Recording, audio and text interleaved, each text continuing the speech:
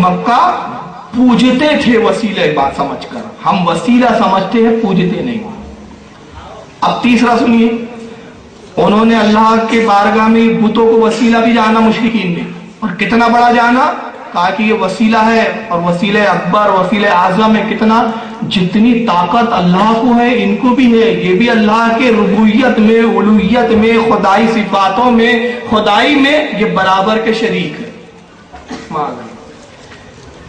اللہ کے یہ برابر ہیں، انہوں نے اللہ کے برابر بتوں کو ٹھہرایا، اور اس کا ذکر بھی قرآن میں اللہ نے ارشاد فرمایا کہ یہ صرف وسیلہ نہیں جانتے بلکہ وسیلے کے ساتھ بتوں کو رب کے برابر سمجھتے ہیں۔ چنانچہ قرآن عظیم پارہ 19 سورہ شورى آیت 98 میں اللہ ارشاد فرماتا ہے تاللہ ان کن لفی ضلال مبین اذ نسویکم برب العالمین، اور قیامت کے دن وہ مشرکین کہیں گے خدا کی قسم، تاللہ خدا کی قسم، انا کنا لفی ضلال مبین، ہم تو بہت بڑی گمراہی میں تھے، بہت بھٹکے ہوئے تھے، بہت بہکے ہوئے تھے۔ کیوں؟ اذ نسویکم برب العالمین، کہ ہم نے ان بتوں کو رب العالمین کے برابر ٹھہرا لیا تھا، رب العالمین کے برابر سمجھ لیا تھا۔ مطلب کیا ہوا کہ وسیلہ جاننے کے ساتھ ساتھ بتوں کو اللہ کے برابر بھی سمجھ لیا، اللہ کا دوست سمجھ لیا، اور ایسا دوست کہ اللہ ان کے وسیلے کو رد نہیں کر سکتا، ان کی شفاعت کو رد نہیں کر سکتا، ان کی سفارش کو رد نہیں کر سکتا۔ اور قرآن نے کہا کہ انہوں نے رب العالمین کے برابر جان لیا اور اس کی خدائی قوتوں میں، طاقتوں میں شریک ٹھہرایا، کہا یہ رب العالمین کے برابر ہے، جیسے یہ خالق ہے ویسے یہ خالق ہے، جیسے وہ پیدا کرتا ہے ویسے یہ پیدا کرتے ہیں، جیسے وہ مارتا ہے ویسے یہ مارتے ہیں، گویا یہ رب العالمین کے برابر طاقت و قوت رکھتے ہیں۔ مگر میں آپ سے پوچھتا ہوں، کیا آپ رسول اللہ کو اللہ کے برابر سمجھتے ہیں؟ شرک ختم۔ شرک تب ہوتا ہے، شرک بنا شرکت سے، اور شرکت ہوتی ہے برابر کی 50-50% کی پارٹنرشپ، اس کو اردو میں بولتے ہیں شرکت، اور شرکت سے بنا ہے شرک۔ جب بات برابری کی ہو تو شرک کہا جاتا ہے۔ تو جب ہم رسول کو خدا کے نہ برابر سمجھتے ہیں نہ خدا جیسا سمجھتے ہیں بلکہ خدا کا بندہ سمجھتے ہیں، لیکن رضا نے ختم سکن اس میں کر دیا خالق کا بندہ اور خلق کا آقا کہوں گا۔ ہمارا یہ عقیدہ ہے کہ خالق کے بندے ہیں مگر پوری مخلوق کے آقا ہے، تو یہاں سے شرک ختم ہو جاتا ہے۔ اچھا، اگر بالفرض چلے کسی کو میری یہ 3 دلیلوں سے اطمینان نہ ہو تو کہ نہیں ٹھیک ہے وہ آپ نے لایا، ہم نہیں مطمئن اس سے، تو میں کہوں گا پھر قرآن میں ایک سراہتن آیت ہے، اس کا جواب لے آئیے آپ۔ اور وہ سراہتن آیت کیا، سری آیت کیا ہے سنیے، سورہ مائدہ آیت نمبر 35، اللہ تعالیٰ ارشاد فرماتا ہے یا ایھا الذین آمنوا اتقوا اللہ وابتغوا الیہ الوسیلہ، اے ایمان والو اللہ سے ڈرو۔ پہلا جملہ یا ایھا الذین آمنوا، اے ایمان والو، خطاب کس سے؟ ایمان والوں سے، یعنی جن سے بات کی جا رہی ہے، جن کو مخاطب کیا جا رہا ہے وہ ایمان والے ہیں۔ اب پہلا مخاطب کیا اللہ نے، یا ایھا الذین آمنوا، اے ایمان والو، کیا کرو؟ اتقوا اللہ، اللہ سے ڈرو۔ تو اللہ سے کیسے ڈرو؟ نماز مت پڑھو اور کہو اللہ سے ڈرتے ہیں۔ رمضان کا مہینہ ہے تو روزے مت رکھو، کہو اللہ سے ہم ڈرتے ہیں۔ اللہ تعالیٰ استطاعت دے، مال ہو دولت ہو، حج مت کرو اور کہو ہم اللہ سے ڈرتے ہیں۔ صاحب مال ہو، صاحب نصاب ہو، زکوٰۃ نہ ادا کرو اور کہو اللہ سے ڈرتے ہیں، تو اس کو اللہ سے ڈرنا کہیں گے؟ نہیں۔ اللہ سے ڈرنے کے معنی نماز کا وقت ہو تو نماز پڑھو، تو روزے جب کی فرضیت کا جب وقت آ جائے، روزے آ جائے رمضان المبارک کے، تو روزے بھی رکھو۔ حج کی استطاعت اللہ دے تو حج کر لو، زکوٰۃ کی استطاعت بخشے تو زکوٰۃ ادا کر دو۔ تو سارے اعمال کے مجموعے کا نام اطاعت اللہ کی اطاعت خداوندی، اور یہ ہوا اللہ سے ڈرنا۔ تو اللہ نے پہلا حکم فرمایا اے ایمان والو، خطاب ایمان والوں سے کیا اور کہا اللہ سے ڈرو، نماز بھی پڑھو، روزہ بھی رکھو، حج بھی کرو، زکوٰۃ بھی دو، سارے نیک اعمال، صالح اعمال پر تم عمل پیرا ہو جاؤ۔ اور جب ان سارے اعمال پر عمل پیرا ہو جاؤ تو اب یہ مت سوچو کہ نجات مل جائیں گی، یہ تکیہ کر کے مت بیٹھ جاؤ کہ ہو گیا اب جنت مل جائیں گی۔ کیوں؟ ایک تھا جس نے نماز ایک وقت کی بھی نہیں چھوڑی تھی، ایک تھا جس نے اللہ کی اطاعت سے کبھی روگردانی نہیں کی تھی، اس نے اتنے سجدے کیے کہ سجدے روئے زمین پر پھیلا دیے جائیں تو ایک جگہ، ایک انچ بھی جگہ نہ بچے جہاں اس نے سجدہ نہ کیا ہو۔ علماء فرماتے 90 لاکھ سال اس نے اللہ کی عبادت کی، مگر عبادت منہ پر مار دی گئی۔ کیوں؟ اس نے نیکوں کا ساتھ نہیں دیا، نیکوں کے ساتھ نہیں ہوا، صالحین کے ساتھ نہیں ہوا۔ صالحین کون تھے؟ فرشتے، فرشتوں کی اطاعت نہیں کی، فرشتوں کی پیروی نہیں کی، ابلیس ہو گیا، شیطان ہو گیا، مردود ہو گیا۔ تو اللہ بتا رہا ہے اے میرے بندو، عمل قابل نجات نہیں ہو سکتے، عمل مردود ہو سکتے ہیں، بارگاہ الہی سے دھتکارا جایا جا سکتا ہے۔ اگر ایمان کی حفاظت چاہتے ہو، عمل کی حفاظت چاہتے ہو تو کیا کرو؟ وابتغوا الیہ الوسیلہ، اس کی راہ میں وسیلہ تلاش کرو، وسیلہ ڈھونڈو۔ اور جب وسیلہ ڈھونڈ لو گے، کسی کو پکڑ لو گے، کسی ولی کے دامن سے وابستہ ہو جاؤں گے تو گمراہ نہیں ہوں گے، بھٹکو گے نہیں۔ تو یہ وسیلے کی سری آیت ہے جس میں اللہ نے فرمایا وسیلہ تلاش کرو۔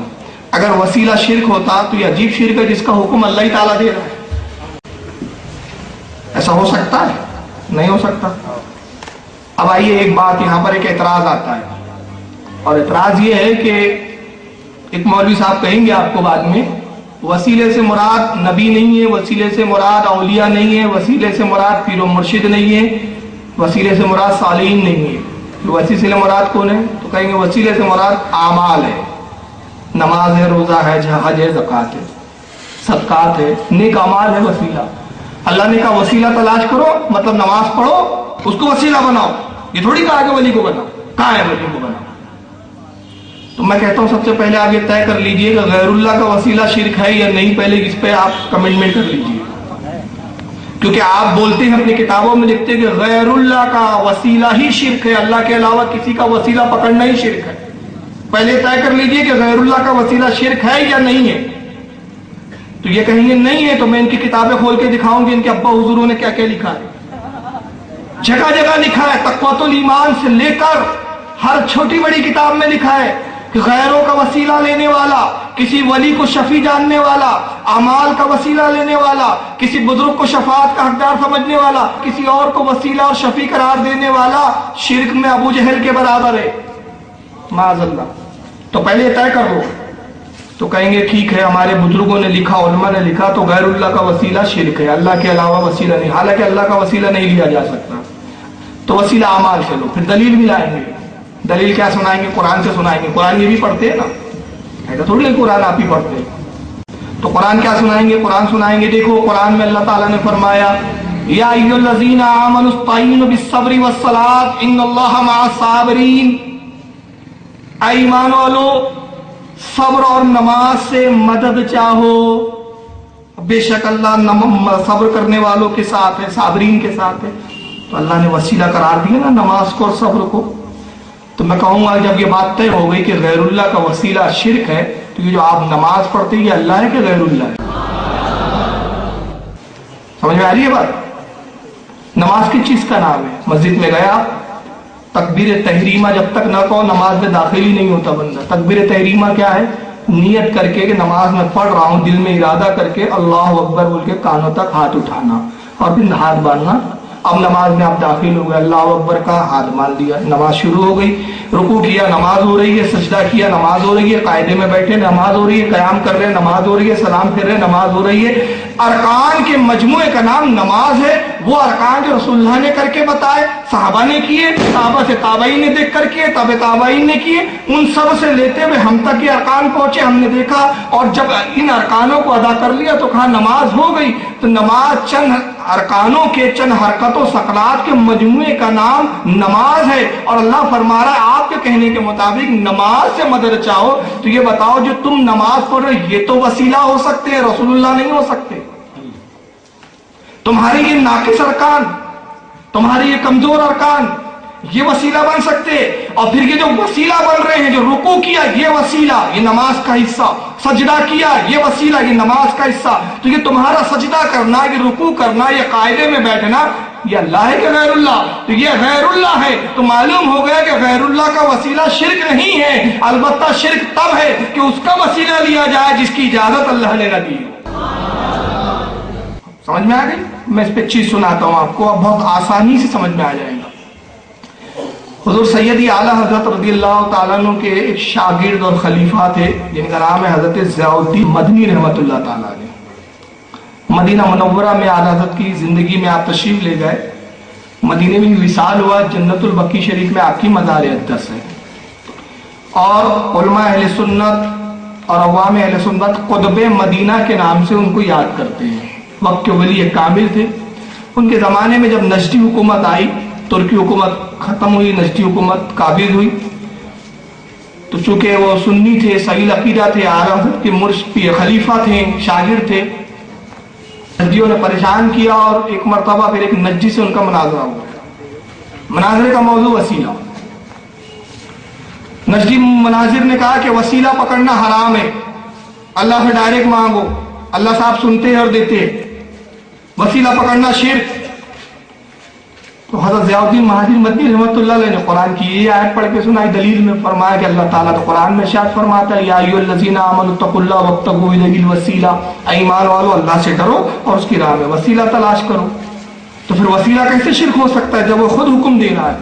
تو نجدی مناظر و مولوی صاحب نے کہا کہ جناب قرآن نے دوسری جگہ کہا یا ایھا الذین آمنوا استعینوا بالصبر والصلاۃ ان اللہ مع الصابرین، ایمان والو صبر اور نماز سے مدد چاہو اور اللہ صبر کرنے والوں کے ساتھ ہے۔ تو یہاں وسیلے سے مراد صبر ہے اور نماز ہے۔ کیا ہے وسیلے سے مراد؟ صبر اور نماز۔ تو حضرت قطب مدینہ ضیاء الدین مدنی رحمۃ اللہ تعالیٰ علیہ فرماتے ہیں اس مولوی سے، کہا مولوی صاحب یہ بتائیے جو آپ نماز پڑھتے یہ اللہ کی بارگاہ میں قبول ہے کہ نہیں ہے؟ تو انہوں نے کہا ہمیں کیا معلوم قبول ہے یا نہیں، بس پڑھتے ہیں، اللہ جانتا ہے قبول ہوتی ہے کہ نہیں ہوتی ہے، گمان ہے، امید ہے کہ وہ قبول کر لے، لیکن ہمیں کچھ پتہ تھوڑی ہے، کنفرم تھوڑی ہے کہ صاحب وہ قبول ہوتی ہے۔ کا مطلب آپ کو شبہ ہے کہ نماز قبول ہو بھی سکتی ہے نہیں بھی ہو سکتی؟ کہا ہاں بالکل ایسی۔ اچھا یہ بتائیے اللہ کے رسول صلی اللہ علیہ وسلم اپنے رب کی بارگاہ میں قبول ہے کہ مقبول ہے کہ نہیں ہے؟ کہا رسول اللہ تو قبول ہے۔ کہا جب رسول بارگاہ رب العزت میں مقبول ہے، قبول ہے، تو ان کا وسیلہ شرک بولتا ہے اور جس پہ ڈاؤٹ ہے اس کو وسیلہ بناتا ہے۔ سمجھ میں آ رہی ہے آپ کے بات؟ تو ان کا پورا مذہب ہی ڈاؤٹ فل ہے، کبھی کچھ چیز بدعت ہو جاتی ہے، کبھی وہی چیز ان کی سنت بن جاتی ہے، اور ان کو ہر بدعت بریلیوں کی نظر آتی ہے، اپنی بدعتیں نظر نہیں آتی۔ نیٹ پر میں نے چیلنج کیا تھا، آج تقریباً 2.5 سال ہو گئے، کسی مائی کے لال نے جواب نہیں دیا۔ اگر یہاں کے غیر مقلدین سن رہے ہو سنجیدگی کے ساتھ، میں کوئی جھگڑنے نہیں آیا ہوں، لڑنے نہیں آیا ہوں، دین کی بات ہے، شریعت کی بات ہے، اللہ کے رسول کی بات ہے، اللہ کی بات ہے۔ آپ ہماری بے شمار بدعتیں بتاتے ہیں۔ ابھی ایک بچے نے سوال کیا، آپ لوگوں کو میں سوال جواب کا بھی موقع دوں گا۔ کہا کہ اعتراض یہ کیا جا رہا ہے کہ یہ جو نماز سے پہلے صلاۃ پڑھی جاتی ہے یہ بدعت ہے، یہ پہلے نہیں تھی۔ میں نے کہا اس کا جواب تو ہم بعد میں دیں گے، سعودی عرب میں تہجد کی اذان ہوتی ہے، کس حدیث میں دکھا دو، 1 لاکھ روپے لے جائے۔ کہاں پر؟ ہمارے ہندوستان کی بات نہیں کر رہا ہوں، سعودیہ کی۔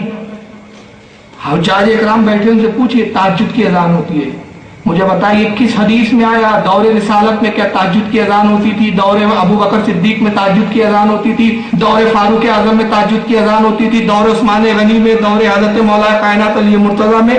کس دور میں تابعی، تبع تابعی، ائمہ مجتہدین تمہاری حکومت آنے تک اس سے پہلے کس دور میں ہوتی تھی؟ تہجد کی اذان بتاؤ اور 1 لاکھ روپیہ مجھ سے انعام لے جاؤ۔ اپنی بدعتوں کی کوئی فکر نہیں، ساری ہماری بدعتیں نکلی۔ تو پیارے اپنے گریبان میں تو جھانک کے دیکھ، یہ حدیث بخاری میں ہے کیا؟ 100 سوال نیٹ پہ ڈالے کہ یہ بخاری میں کہ آج تک کوئی سب کو بخار آیا ہوا ہے، ایک جواب دینے کے لیے تیار، ایک ہی جواب ہے۔ بڑے نہیں مجھے اور ہوتے ہیں، ابھی ہم نے گالی بکی ہے، بتا دے بھائی کہاں گالی بکی؟ ہم تو سنجیدگی کے ساتھ سوال پوچھ رہے۔ तुम इतने सवाल पूछते हो, चादर चढ़ाना कहाँ है, जवाब हम देते हैं। तुम पूछते हो फातिहा देना कहाँ है, जवाब हम देते हैं। तुम पूछते हो मिलाद मनाना कहाँ है, जवाब हम देते हैं। अबे तुम जब से पैदा हुए तब से सवाल कर रहे हैं, हम जवाब दे रहे हैं। हमने एक पूछा और टेढ़ा हो गया। अजीब मजहब है यार। तो तुम पूछते क्यों हमसे? इसलिए पूछते हो, तुम भी जानते हो कि इल्म सिर्फ बरेली के शहंशाह के पास है और उसके गुलामों के पास है। जवाब यही दे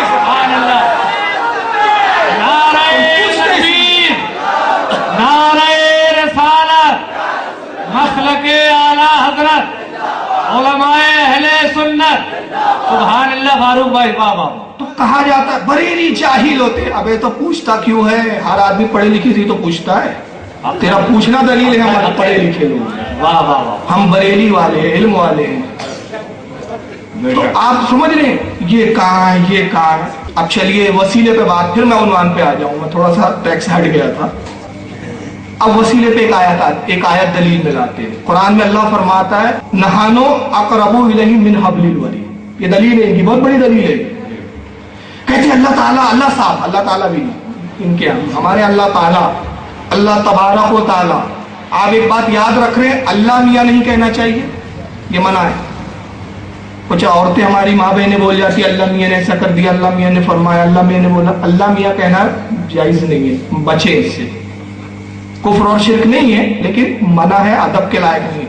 अल्लाह ताला बोले, अल्लाह जल्ला जलालहू बोले, अल्लाह सुब्हानहू ताला बोले, अल्लाह तबारक व ताला बोले। या इतना हार्ड लफ्ज नहीं आता तो अल्लाह पाक कह दे, मगर अल्लाह मियाँ ना कहे, अल्लाह साहब ना कहे। ये दो लफ्जों से बचे। इनके यहाँ है, कहते हैं कि देखिए साहब आप वसीला पकड़ते हैं वलियों का, कहते हैं कि फला वली अल्लाह तक हमें पहुंचा देंगे, फला वली अल्लाह से मांग कर दे देंगे। कुरान में तो अल्लाह फरमाता है नहानो अक़रबु इलैहि मिन हब्लिल वरीद। अल्लाह फरमाता है बंदे बंदे मैं तेरी शहरग से ज्यादा करीब हूं, मुझसे मांगो मैं तुम्हारी दुआएं सुनता हूं। ये बहुत संजीदगी से सुने, ये सबसे बड़ा दलील है। इसके बाद फिर इनकी दलीलें खत्म हो जाती है, बस इतनी हद है इनकी। अल्लाह तुम्हारी शहरद से ज्यादा करीब है, तुम्हारी जान से ज्यादा करीब है। तो जब अल्लाह करीब है, अल्लाह सुनता है, देता है, तो फिर वसीला क्यों बनाते हो? अब उसका जवाब सुन लीजिए।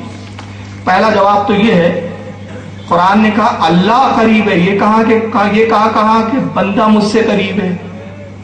वाह, जुमले पे गौर करें। अल्लाह ने फरमाया मैं करीब हूं बंदे से। कुरान में ये कहा कि बंदा मुझसे करीब है। अल्लाह का करीब होना और होता है, बंदे का करीब होना और होता है।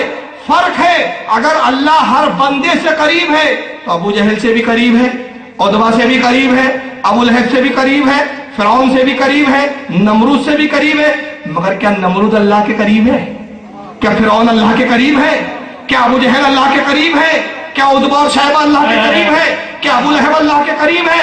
नहीं। अगर ये अल्लाह के करीब होते तो गुमराह ना होते, ये अल्लाह से दूर थे। अल्लाह अपनी शान उलूहियत के साथ इनसे करीब जरूर था, मगर ये अल्लाह से करीब नहीं थे। क्यों? दरमियान में नबी का वसीला नहीं था, नबी का जरिया नहीं था। उमर आए, नबी का वसीला बनाया, अल्लाह से करीब हो गए। अबू बकर आए, रसूल का वसीला बनाया, अल्लाह से करीब हो गए। उस्मान आए, रसूल का वसीला बनाया, करीब हो गए। तो जो वसीला बनाया जिन्होंने वो करीब हो गए, और जो खुद करीब होने की सोचने लगे गुमराह हो। अल्लाह का करीब होना और होता है, बंदे का करीब होना और होगा। चलिए इसकी एक दलील दे देता हूं। मौलाना रूम, कौन सा मदरसा है जहाँ मौलाना रूम की मसनवी नहीं पढ़ाई जाती? मसनवी तो फारसी जबान की जान है। मसनवी शरीफ 8 जिल्दों में मिलती है, 8 दफ्तर। मौलाना रूम रहमतुल्लाह ताला अलैह ने बड़ी प्यारी इस आयत की तशरीह में वाक़या बयान किया है। इसी आयत की तशरीह में नहानो अक़रबु इलैहि मिन हब्लिल वरीद। मौलाना रूम रहमतुल्लाह ताला अलैह फरमाते हैं कि जौहरी था, उसके बाद एक बड़ा कीमती हीरा था। तो उसने सोचा कि इस हीरे को बेचना चाहिए, और अब ये हीरा मैं रख के क्या करूंगा, मेरे तो काम का नहीं है, मैं कोई बादशाह और शहंशाह तो हूं। इस हीरे को बेच देते हैं और इससे जो कीमत आएगी उससे फिर कुछ अपने कारोबार में तरक्की का सोचेंगे।